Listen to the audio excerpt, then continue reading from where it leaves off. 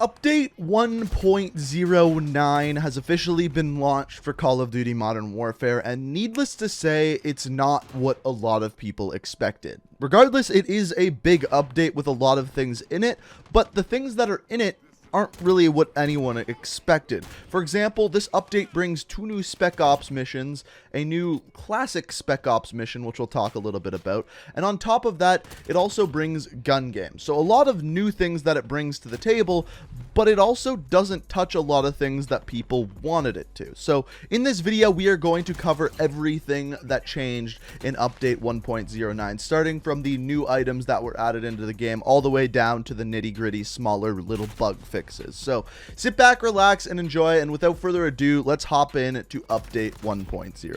So the first thing we're going to dive into is Spec Ops and just go over this real quickly. So first of all, there are 2 new Spec Ops Operations. These are the bigger operations that you play, take around 20 to 30 minutes. The 2 operation names are Operation Harbinger and Operation Brimstone. Now, these 2 new operations come with 5 new pieces of intel in both operations, and on top of that, even have a cutscene as you're seeing on screen here. This cutscene really doesn't tie too much into the overall story of Spec Ops or Modern Warfare. It's just a little addition to what you are doing in these 2 operations. The next thing is a new classic Spec Ops missions. Now, if you haven't played any of these, they're trying to make them like the older Spec Ops missions where based off of how fast you finish them, you get ranked between 1 and 3 stars.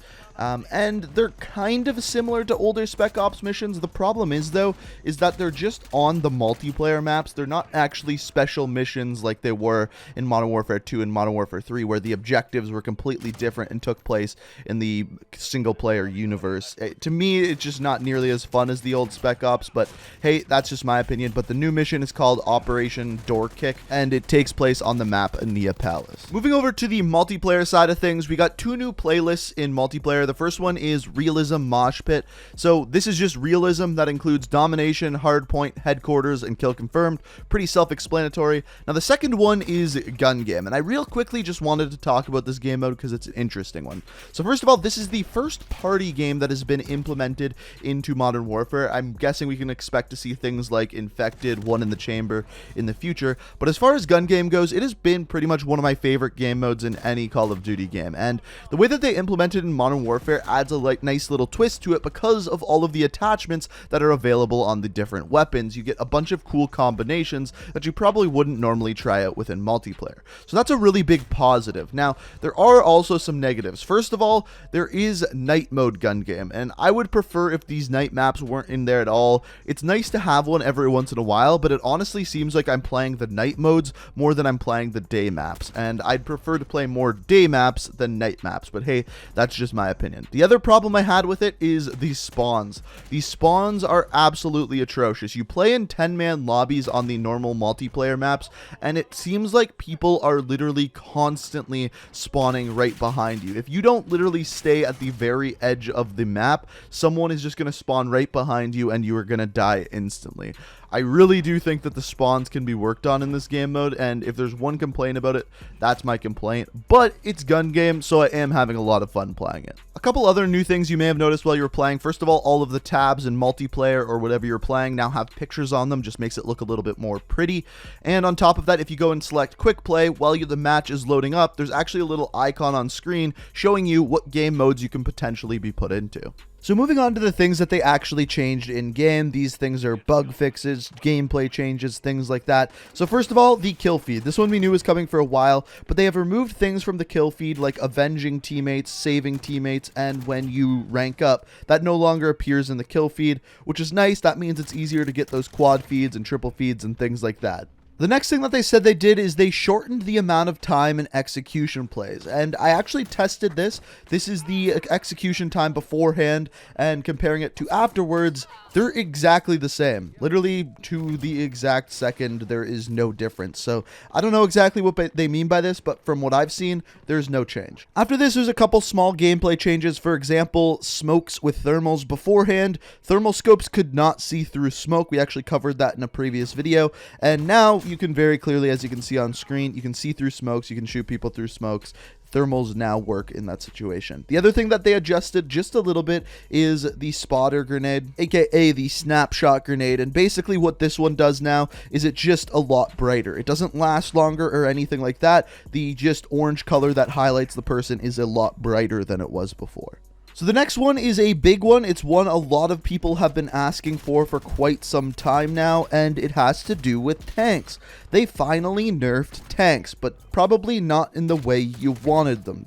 They're not easier to kill. They don't deal less damage. The one thing that is worse is the turret on top. Now, personally, beforehand, I didn't really have a big problem with the turret on top. It was the actual rocket launcher thing from the tank itself. But what they did is they reduced the damage, radius, and lethality of the turret on top. That is it.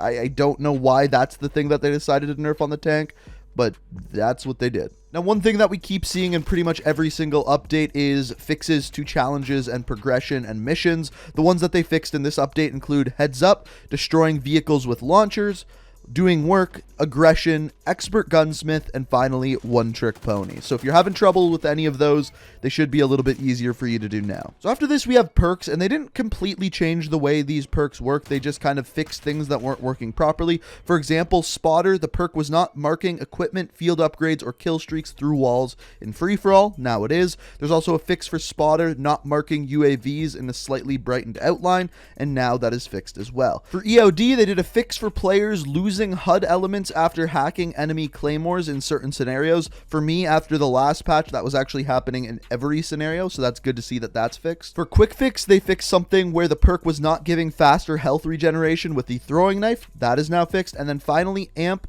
the perk not stowing the riot shield as quickly as it should. So if you're a riot shield player, that is going to help you out there. Now, as far as weapons go, there was really only one weapon that got adjusted in this update, and that's the FN Scar.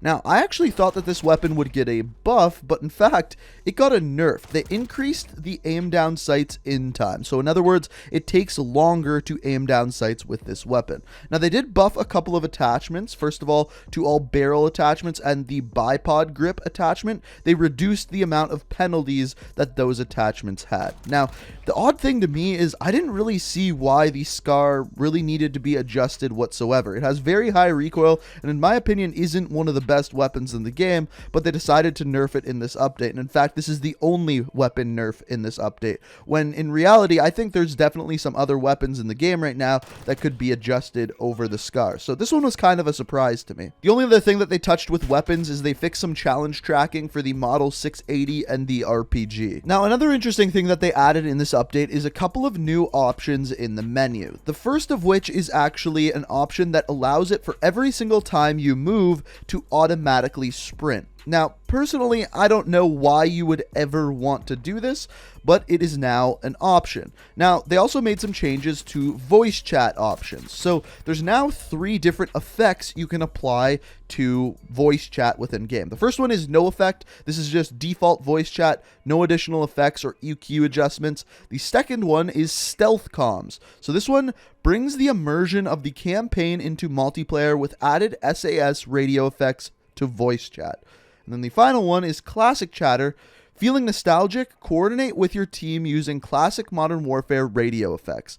Now, I'm not sure who asked for this, but I guess it's a cool little thing that they've added in the game to automatically change the voices that you are hearing in game. Again, don't know who asked for it, but it is now there. Now, on top of all of this, there is a cornucopia of various different bug fixes and stuff like that to the game. I just covered the big ones, the ones that you probably wanted to hear about and are actually going to affect your game. If you want to check out the full patch notes, as always, it will be linked down in the description. So here's the thing. I think this is actually a pretty decent update. I think it's a pretty good size update. I like that they're adding things into Spec Ops, trying to keep that fresh.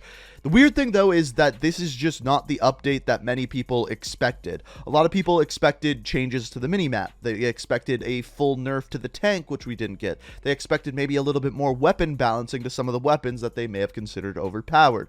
And we just kind of got a bunch of random things that no one really expected, especially when a lot of people considered this to be the big overhaul update to the minimap, to perks like Ghost, to field upgrades like Dead Silence. They thought they were going to get a little bit more change to them. But that's actually not the case. There really wasn't that many game-changing items that changed within this update. Now, I will say Season 1 is right around the corner, and now a lot of people are expecting some pretty game-changing things to come with Season 1. So, only time will tell. I believe that's going to start sometime around the beginning of December, and of course, as always, we will keep you updated on the channel. So, as always, if you enjoyed the video, if you found it informative, I always do appreciate it if you hit that like button. If you're new to the channel, make sure you hit that subscribe button, turn notifications on to stay up to date on everything Modern Warfare, and as always, let me know what you think of this update down in the comments, because I'm curious, what's missing from this update? What do you like in this update? Let me know down in the comments. But as always, guys, I hope you enjoyed the video. Thank you so much for watching, and until next time, peace out. We are reaching for the stars, but we're making this too